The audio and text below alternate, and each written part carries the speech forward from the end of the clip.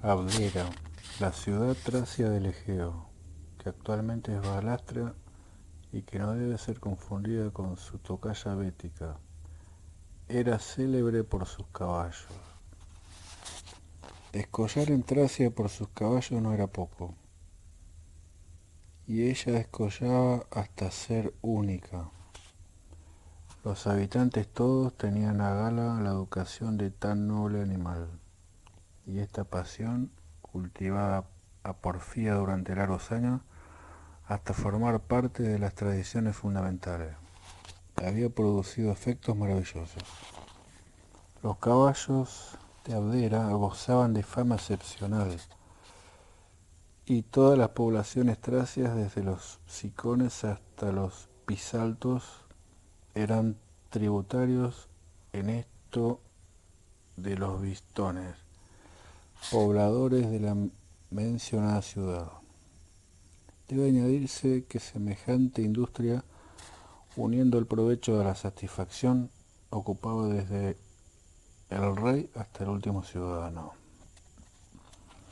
Estas circunstancias habían contribuido también a intimar las relaciones entre el bruto y los dueños, mucho más de lo que era y es habitual para el resto de las naciones, llegando a considerarse las caballerizas como un ensanche del hogar y extremándose las naturales exageraciones de toda pasión, hasta admitir caballos en la mesa. Eran verdaderamente notables corceles, por, pero bestias al fin. Otros dormían en cobertores de viso. Algunos pesebres tenían frescos sencillos, pues no pocos veterinarios sostenían el gusto artístico de la raza caballar, y el cementerio equino ostentaba entre pompas burguesas, ciertamente recargadas, dos o tres obras maestras. El templo más hermoso de la ciudad estaba consagrado a Non, el caballo que Neptuno hizo salir de la tierra con un golpe de su tridente. Y creo que la moda de rematar las proas en cabezas de caballo tenga igual proveniencia, siendo seguro, en todo caso, que los bajos relieves hípicos fueron el ornamento más común de toda aquella arquitectura.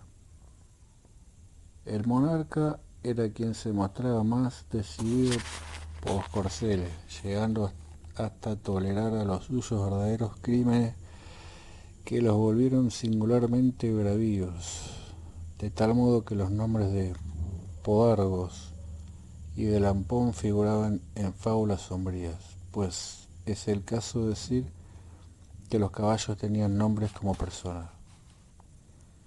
Tan amaestrados estaban aquellos animales que las bridas eran innecesarias, conservándolas únicamente como adorno, muy apreciado desde luego por los mismos caballos. La palabra era el medio usual de comunicación con ellos, y observándose que la libertad favorecía el desarrollo de sus buenas condiciones, dejábanlos todo el tiempo no requerido por la albarda o el arnés en libertad de cruzar a sus anchas las magníficas praderas formadas en el suburbio, a la orilla del Cocínites para su recreo y alimentación. A son de trompa los convocaban cuando era menester, y así para el trabajo como para el pienso eran exactísimos. Rayaba en lo increíble su habilidad para toda clase de juego de circo y hasta de salón, su bravura en los combates, su discreción en las ceremonias solemnes. Así, el hipódromo de Abdera, tanto como sus compañías de volatines, su caballería acorazada de bronce y sus sepelios, habían alcanzado tal renombre que de todas partes acudía gente a admirarlos, mérito compartido por igual entre domadores y corceles. Aquella educación persistente, aquel forzado despliegue de condiciones, Y para decirlo todo en una palabra, aquella humanización de la raza equina iba engendrando un fenómeno que los Bistones festejaban como otra gloria nacional.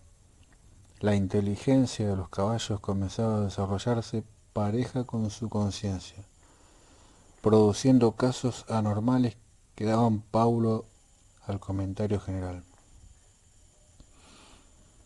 Una yegua había exhibido espejos en su pesebre, arrancándolos con los dientes de la propia alcoba patronal y destruyendo a coces los de 3 paneles cuando no le hicieron el gusto.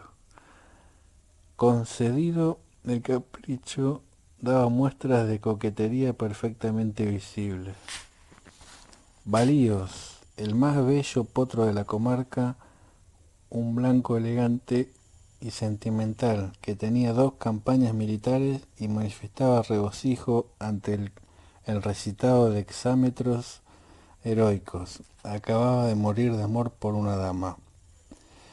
Era la mujer de un general, dueño del enamorado bruto, y por cierto no ocultaba el suceso.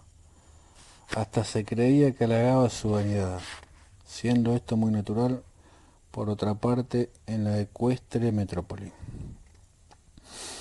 Señalábase igualmente casos de infanticidio, que aumentando en forma alarmante, fue necesario corregir con la presencia de viejas mulas adoptivas.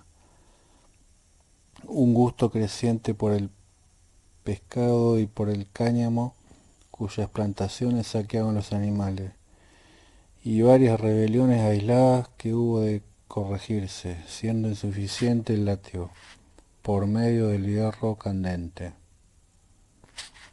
Esto último fue en aumento, pues el instinto de rebelión progresaba a pesar de todo. Los Bistones, más encantados cada vez con sus caballos, no paraban mientes en eso. Otros hechos más significativos produjéronse de allí a poco. 2 o 3 atalajes habían hecho causa común contra un carretero que azotaba su yegua rebelde. Los caballos resistíanse cada vez más al enganche y al yugo, de tal modo que empezó a preferirse el asno. Había animales que no aceptaban determinado apero, mas como pertenecían a los ricos, se defería a su rebelión comentándola mimosamente a título de capricho. Un día los caballos no vinieron al son de la trompa, y fue menester constreñirlos por la fuerza, pero los subsiguientes no se produjo la rebelión. Al fin esta ocurrió cierta vez que la marea cubrió la playa de pescado muerto, como solía suceder.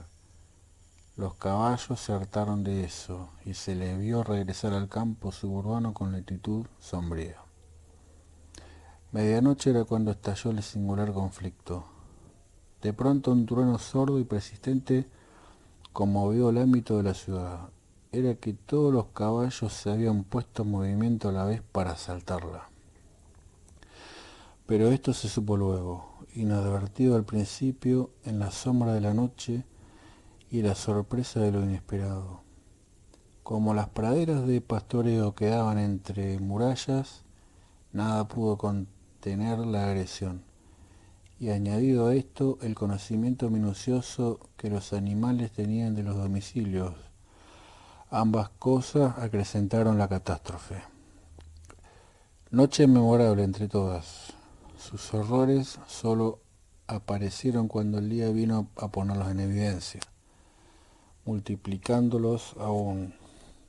Las puertas reventadas a coces yacían por el suelo dando paso a feroces manadas que se sucedían casi sin interrupción.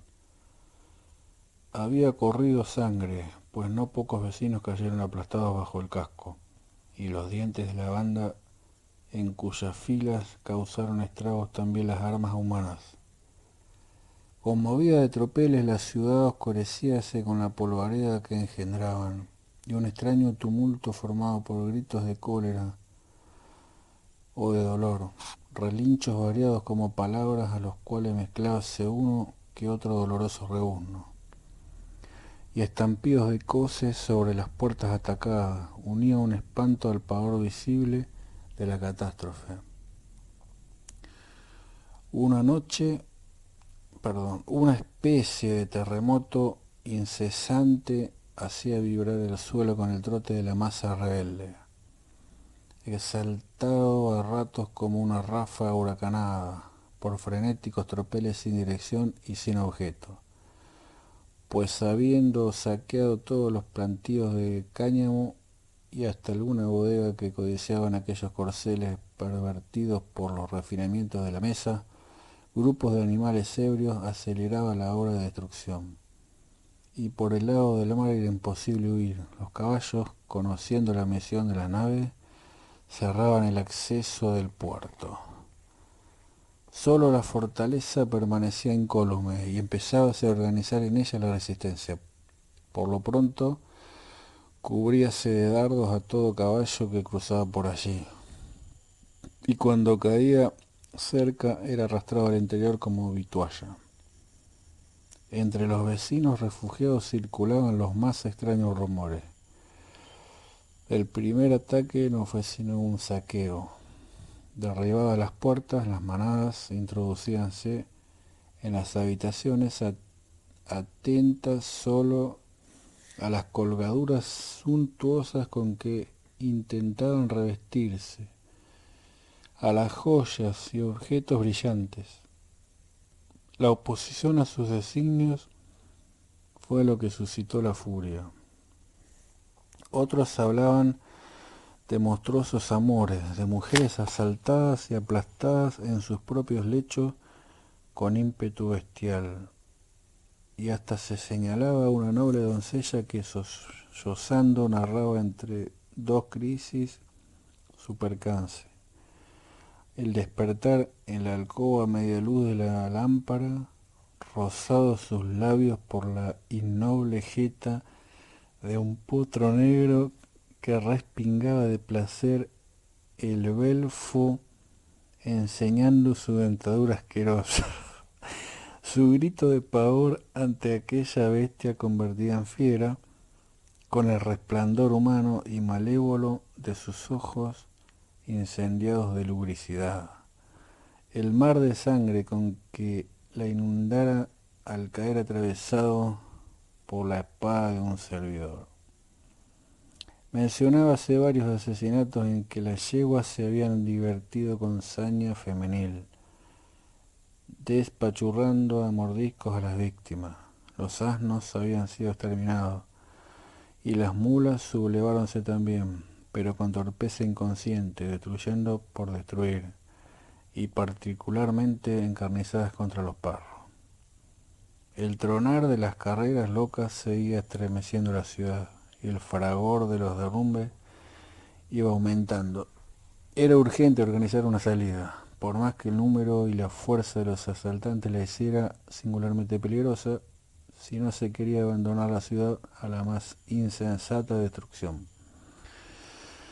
Los hombres empezaron a armarse, mas, pasado el primer momento de licencia, los caballos habíanse decidido a atacar también. Un brusco silencio precedió al asalto. Desde la fortaleza distinguían el terrible ejército que se congregaba, no sin trabajo, en el hipódromo. Aquello tardó varias horas, pues cuando todo parecía dispuesto, súbitos corcovos y agudísimos relinchos, cuya causa era imposible discernir, desordenaban profundamente las filas. El sol declinaba ya, cuando se produjo la primera carga. No fue, si se permite la frase, más que una demostración, pues los animales se limitaron a pasar corriendo frente a la fortaleza. En cambio, quedaron acribillados por las saetas de los defensores. Desde el más remoto extremo de la ciudad lanzáronse otra vez y su choque contra las defensas fue formidable. La fortaleza retumbó entera bajo aquella tempestad de cascos, y sus recias murallas dóricas quedaron, a decir verdad, profundamente trabajadas. Sobrevino un rechazo, al cual sucedió muy luego un nuevo ataque. Los que demolían eran caballos y mulos herrados que caían a docenas, pero sus filas cerrábanse con encarnizamiento furioso, sin que la masa pareciera disminuir. Lo peor era que algunos habían conseguido vestir sus bardas de combate en cuya malla de acero se embotaban los dardos. Otros llevaban jirones de tela vistosa, otros collares, y pueriles en su mismo furor ensayaban inesperados retozos. De las murallas los conocían, Dinos, Aetón, Ameteo, Llantos, y ellos saludaban, relinchaban gozosamente, enarcaban la cola, cargando enseguida con fogosos respingos. Uno, un jefe ciertamente, irguióse sobre sus corvejones, caminó así un trecho manoteando gallardamente al aire como si danzara un marcial balisteo, contorneando el cuello con serpentina elegancia hasta que un dardo se le clavó en el medio del pecho. Entretanto, el ataque iba triunfando, las murallas empezaban a ceder. Súbitamente una alarma paralizó a las bestias. Unas sobre otras, apoyándose en ancas y lomo, alargaron sus cuellos hacia la alameda que bordeaba la margen del Cocínite, y los defensores, volviéndose hacia la misma dirección, contemplaron un tremendo espectáculo. Dominando la arboleda negra, espantosa sobre el cielo de la tarde, una colosal cabeza de león miraba hacia la ciudad. Era una de esas fieras antediluvianas, cuyos ejemplares, cada vez más raros, devastaban de tiempo en tiempo los montes Ródopes. Mas nunca se había visto nada tan monstruoso, pues aquella cabeza dominaba los más altos árboles, mezclando las hojas teñidas de crepúsculo las greñas de su melena. Brillaban claramente sus enormes colmillos, percibíase sus ojos fruncidos ante la luz, llegaba en el hálito de la brisa su olor bravío, inmóvil entre la palpitación del follaje, alumbrada por el sol casi hasta dorarse su gigantesca crin. Alzábase ante el horizonte como uno de esos bloques en que el pelasgo contemporáneo de las montañas esculpió sus bárbaras divinidades. Y de repente empezó a andar, lento como el océano. Oíase el rumor de la fronda que su pecho apartaba, su aliento de fragua que iba sin duda a estremecer la ciudad, cambiándose en rugido. A pesar de su fuerza prodigiosa y de su número, los caballos sublevados no resistieron semejante aproximación. Un solo ímpetu los arrastró por la playa, en dirección a la Macedonia, levantando un verdadero huracán de arena y de espuma, pues no pocos disparábanse a través de las olas. En la fortaleza reinaba el pánico. ¿Qué podrían contra semejante enemigo? ¿Qué gozne de bronce resistiría a sus mandíbulas? ¿Qué muro a sus garras? Comenzaban ya a preferir el pasado riesgo, al fin en una lucha contra bestias civilizadas, sin aliento ni para enflechar sus arcos. Cuando el monstruo salió de la alameda, no fue un rugido lo que brotó de sus fauces, sino un grito de guerra humano, el bélico alalé de los combates, el que respondieron con regocijo triunfal los Oyoei y los Oyotojó de la fortaleza. Glorioso prodigio. Bajo la cabeza del felino irradiaba luz superior el rostro de un numen, y mezclado soberbiamente con la flava piel, resaltaban su pecho marmóreo, sus brazos de encina, sus muslos estupendos. Y un grito, un solo grito de libertad, de reconocimiento, de orgullo, llenó la tarde. Hércules, es Hércules que llega.